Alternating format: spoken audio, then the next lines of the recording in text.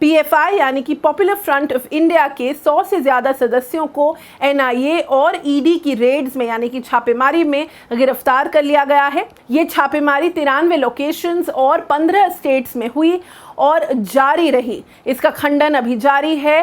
PFI ने केरल में एक फ्लैश स्ट्राइक का भी ऐलान किया है और ये पूरा कॉन्फ्लिक्ट अभी जारी है। द वायर के इस वीडियो में हम आपको बताएंगे कि क्या है पीएफआई और क्या है उनके खिलाफ आरोप और किस तरह से पीएफआई के खिलाफ कार्रवाई की जा रही है। गुरुवार को नेशनल इन्वेस्टिगेटिव एजेंसी यानी कि एनआईए ने 15 राज्यों में पीएफआई के दफ्तरों पर छापेमारी की और पीएफआई से जुड़े 106 सदस्यों को गिरफ्तार कर लिया है।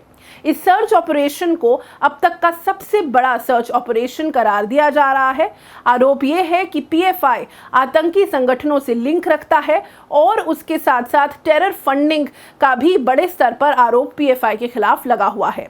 एजेंसियों का ये कहना है कि रेड उन लोगों पर रोक लगाने के लिए किया गया है जो कथित तौर से आतंकी ट्रेनिंग कैंप्स ऑर्गेनाइज करते हैं और लोगों को प्रतिबंधित संगठनों के साथ शामिल होने के लिए जुड़ने के लिए भड़काते हैं।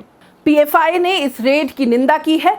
उसने मोदी सरकार को ये भी कहा है कि ये फांसीवादी सरकार है जो विरोधी आवाज़ों को दबाने की, उन्हें कुचलने की कोशिश कर रही है और उसी के तहत ये बड़ा सर्च ऑपरेशन देश भर में करवाया गया। अब सवाल ये उठता है कि पीएफआई है क्या और क्या पीएफआई भारत में बैंड है।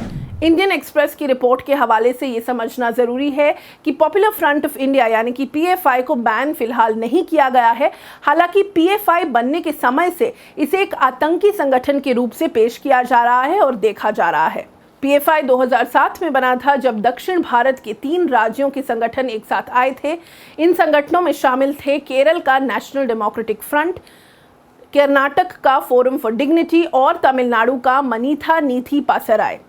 16 फरवरी 2007 को बेंगलोर में एम्पावर इंडिया कॉन्फ्रेंस हुई थी जहां पर पीएफआई को शुरू किया गया था। एक और संगठन सीमी यानी कि students Islamic movement of India, semi के बैन होने के बाद बना संगठन पीएफआई अल्पसंख्यकों, दलितों और हाशिए के समुदाय के लोगों के हक के लिए काम करता है, ऐसा उनका दावा है। पीएफआई ने कई बार कांग्रेस, बीजेपी और जेडीएस की सरकारों के साथ जन विरोधी नीतियों की आलोचना की है। हालांकि इन पार्टियों ने कई बार एक दूसरे पर पीएफआई से मिलकर मुस्लिम वोट बटोरने का आरोप भी लगाया है, मगर पीएफआई पर आरोप कभी भी कम नहीं लगे हैं। कर्नाटक की बात करें तो 2007 के बाद से पीएफआई पर आतंकी संगठनों से जुड़ा होने और हत्या, आगजनी से जुड़े हुए 300 से ज़्यादा मामले दर्ज हुए हैं। हालांकि सज़ा सिर्फ 5 मामलों में मिली है। इसी साल अप्रैल में केरल में बीजेपी ने पीएफआई के खिलाफ एक कैंपेन शुरू किया था। बीजेपी ने राज्य में बढ़ते कथित धार्मिक आतंकवाद और इसमें पीएफआई की कथित भूमिका के खिलाफ कैंपेन शुरू किया था। अप्रैल में के सुरेंद्रन, जो बीजेपी के केरल के अध्यक्ष हैं, उन्होंने कहा था कि 24 बीजेपी कार्यकर्ताओं की हत्या केरल में हुई है, जिनमें से 7 को पीएफआई ने मारा है। ये बड़ा आरोप था जो उन्होंने लगाया था। कार्यकर्ताओं की हत्या केरल में हुई जिसमें 7 को पीएफआई ने मारा है, ये उनका आरोप था। पीएफआई ने खुद कभी चुनाव नहीं लड़ा, मगर 2009 में पीएफआई से अलग होकर सोशल डेमोक्रेटिक और अन्य हाशिए समुदाय लोग अन्य लोगों के मुद्दों को उठाते हुए साथ में आए थे। पीएफआई और बीजेपी के जो बीच का विवाद है वो हिंसक भी हुआ है। केरल के पालक्काड जिले में पीएफआई के अध्यक्ष सुबैर को 15 अप्रैल 2022 को मार दिया गया था और इसका आरोप बीजेपी पर लगा था। हालांकि बीजेपी ने इन आरोपों को खारिज किया था, मगर पुलिस ने अपनी जांच में ये पाया था कि जिस गाड़ी का इस्तेमाल सुबैर के हत्यारों ने किया है वो दरअसल एक आरएसएस वर्कर के नाम पर रजिस्टर्ड थी। ये आरएसएस वर्कर एस संजीत, जिनकी पिछले साल नवंबर में कथित तौर पर पीएफआई एसडीएफआई के लोगों के साथ हत्या कर दी गई थी। अगर कर्नाटक की बात करें तो 2013 में कांग्रेस की सरकार बनने के बाद सिद्धारमैया ने पीएफआई के 1600 सदस्यों पर दर्ज 170 से ज़्यादा मामले ड्रॉप कर दिए थे, खारिज कर दिए थे।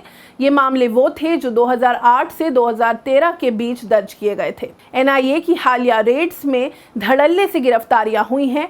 जमाते इस्लामी हिंद और वेलफेयर पार्टी ऑफ इंडिया ने इन रेड्स की निंदा की है, मगर ज़रूरी बात यह है कि इन गिरफ्तारियों के साथ कितनी कन्विक्शंस होती हैं, ये देखने वाली चीज़ है। और उसके साथ साथ ये भी देखने वाली चीज़ है कि इन इन्वेस्टिगेशन से, इन रेड्स में दरअसल क्या निकलता है, क्या ऐसी एविडेंस है जो पीएफआई को बैंड ऑर्गेनाइजेशन शायद करार दे सकती है या नहीं करार दे सकती है। पर फिलहाल पीएफआई पर जो रेड्स की गई हैं, जो एजेंसीज का इस्तेमाल किया गया है, उसके बड़े स्तर पर आलोचना भी की जा रही है। और उसके साथ साथ इसके विरोध में पीएफआई केरल की सड़कों पर भी उतरा है, जबकि केरल हाईकोर्ट ने कहा कि किसी भी तरह की फ्लैश स्ट्राइक की अनुमति वो नहीं दे सकते हैं और इस तरह की स्ट्राइक की अनुमति पहले लेना ज़रूरी है। तो लगातार ये कॉन्फ्लिक्ट बना हुआ है और एस्केलेट होता हुआ नजर आ रहा है। द वायर पर हम आपको देंगे इस पूरे मामले से जुड़ी हुई लेटेस्ट अपडेट्स। देखने के लिए शुक्रिया। द वायर के और वीडियोस देखने के लिए सब्सक्राइब करें और बेल आइकन पर क्लिक करें। स्वतंत्र पत्रकारिता की आर्थिक मदद करने के लिए डिस्क्रिप्शन में दिए गए लिंक पर जाएं और अपनी राशि चुनें।